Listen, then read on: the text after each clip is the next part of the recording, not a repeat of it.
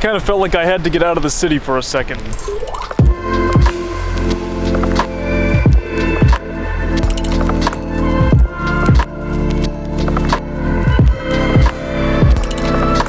Anything against San Francisco, it's just that after being there for the past couple of weeks, it gets a little bit stressful for me. There are thousands and thousands of people everywhere. Here, there's a lot more space. I decided to drive out of San Francisco to the coast here. This is actually the Pacific Coast Highway that is running by me right here on my left, and it is still a little bit loud. I guess it's still the Bay Area, so there's like a lot of traffic and stuff going by, but it's a heck of a lot quieter than it was up in the city, and can't beat these beautiful views of the coast here. Seems like a good place to hang out for the day. Apparently there's a bunch of pull-out sections like this one here all along the PCH from San Francisco down to Santa Cruz and maybe even beyond. Some of them I think you're even allowed to stay overnight at. I was reading on freecampsites.net that people have actually parked RVs and stuff and spent the entire night there. This one specifically says no camping. There's a sign right over there that says no camping, so I don't know if I try it here, but I probably should try to find one at some point and try to do that. I think it'd be pretty cool to be able to hear the sounds of the waves all night and wake up to a view like this.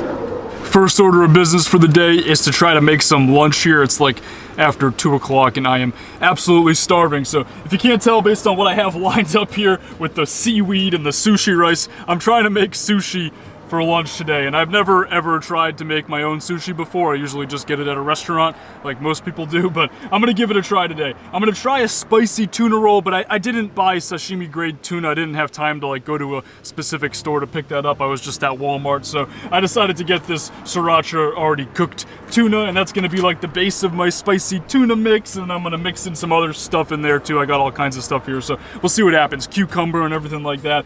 I think the hardest part is probably the rice. That's what I've heard. The hardest part about making sushi is getting the rice to have the right consistency. You need specific sushi rice, and you gotta mix it with sugar and rice vinegar and all this stuff, and you have to strain it as well. I even had to buy a little mini strainer here, so I'm gonna scoop some rice and use a little bit of water to kind of try to get it to, I guess, be cleansed, I guess you could say. I don't know, rinsed. I guess rinsed is the right word. So as you can see, I have no idea what I'm doing. This should be fun.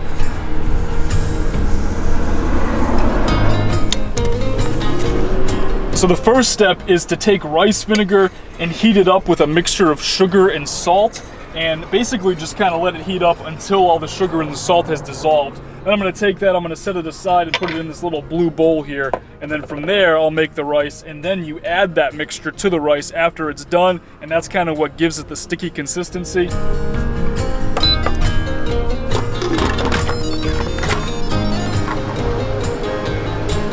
And a little bit of a rice spill here. Fortunately, it didn't really go everywhere though. It stayed pretty contained. Should be pretty easy to clean up.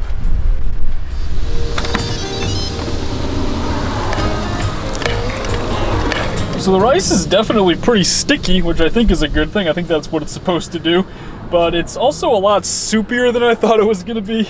Sushi rice is just really hard to make.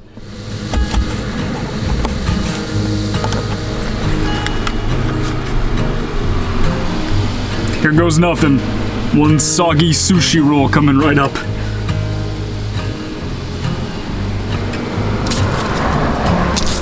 Oh, it's hot!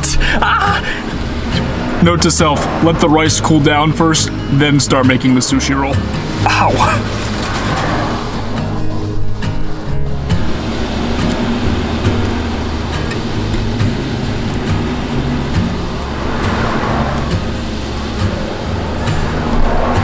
Okay, the first one wasn't perfect, but I'm feeling pretty good about the second one here.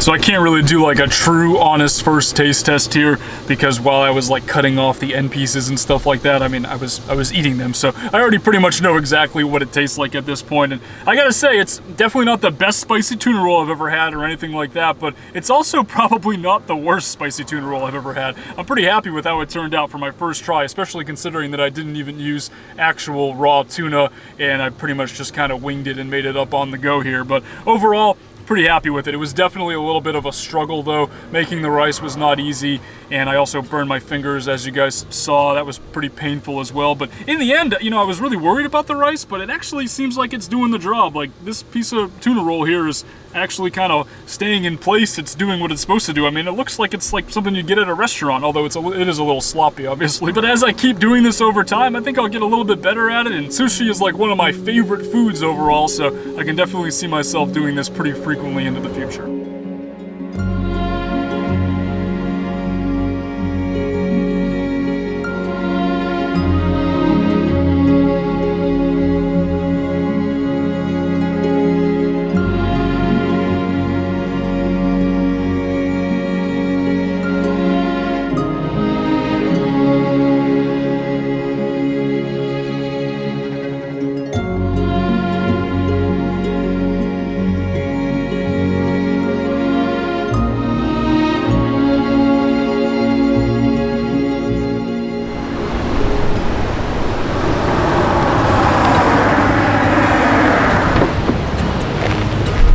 It's been a fun, cloudy, kind of really cold afternoon here by the coast, but I do actually have to get back into the city tomorrow. I am more than likely going to be meeting up with a few folks that I've been working with, so should be a pretty busy day. And I guess I'm not really that sad about leaving the coastal area though. This weather really has not been great, and it's funny because when I was driving over here earlier today, it was absolutely beautiful towards Silicon Valley on the other side of the mountain range, and then as soon as you cross that mountain range and come over to this side, it gets cloudy and foggy, and that's just the way that it works around here. But I guess I think I'd rather be on the sunny side unless I'm surfing or something like that. There's really no reason for me to sit over here in the rain all day.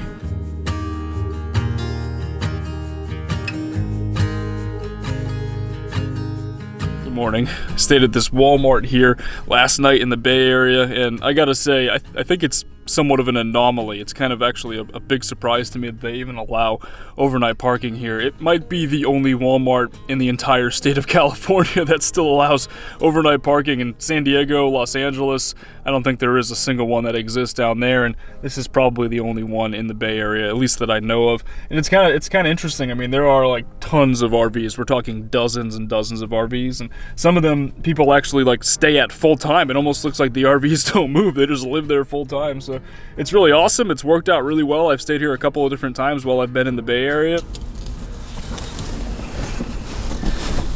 I mean, I guess it makes sense. There's definitely a little bit of a housing crisis going on here in San Francisco. Basically, if you're not willing to spend at least $1,000 a month to live somewhere, you can't really live in the Bay Area at all. So it's kind of crazy, and most times it's actually even more than that for one person to live somewhere, especially if you want like your own apartment or something like that. So it's kind of crazy. Personally, I think I would rather live in a van than pay, you know, $1,500 to live in the city, and I think that a lot of people agree with me here.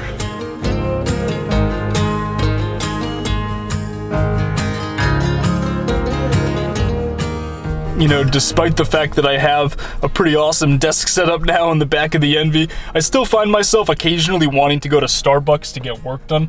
I don't really know why, haven't really figured out why I'm still going to Starbucks, but it's pretty rare. It's only every once in a while, whereas when I was living out of the element, I was going to Starbucks pretty much every day to get work done. So this is quite a bit different. I only go every once in a great while, but I don't know, for some reason I just enjoy the change of scenery, I guess, and on a cloudier day like today, I'm always a little bit concerned about the power supply and everything like that, even though it's really not much of an issue. The Kodiak stays pretty charged throughout the day, even when I'm using my computer on it, and then I can also supplement the charge with my 12-volt charger as well. I know a lot of you guys asked about that in the last video, and some of you guys suggested a battery isolator and that sort of thing. The Kodiak actually comes with a 12-volt adapter, so you can plug it straight into your cigarette lighter adapter in the front, which is what I've been doing, and that allows me to charge it up at night, or if I'm going on a longer drive, like yesterday afternoon after hanging out by the coast. I had about an hour to get back to the valley here, and I plugged it in there, and it charged it up pretty quickly. I was able to recoup a lot of that battery that I had used while I was cooking up that sushi rice yesterday afternoon. So it's been working out really well. I wouldn't say the power thing is really the issue. I think that part of it is just I just enjoy the change of scenery. I enjoy going into Starbucks. It's like a little bit nostalgic, I guess you could say. It reminds me of the old times. So I'm gonna go in there for a couple of hours this morning and then get on with the rest of my day.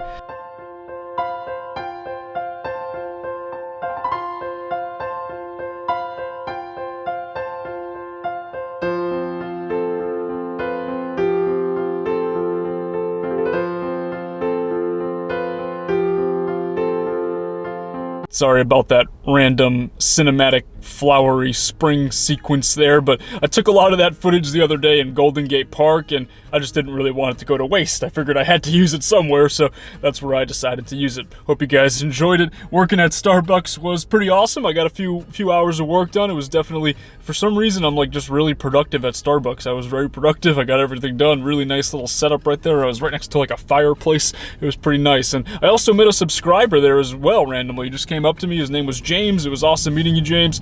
Got to talk about his ProMaster conversion a little bit. He's working on a ProMaster van build that he just recently purchased. So that was pretty cool, being able to hear from him and talk to him a little bit. And yeah, it was pretty good morning so far. This afternoon, I am planning to go up to San Francisco. Like I said earlier in this video, I'm going to be meeting up with a couple of the folks that I've been working with up there, and it should be a pretty busy afternoon and evening.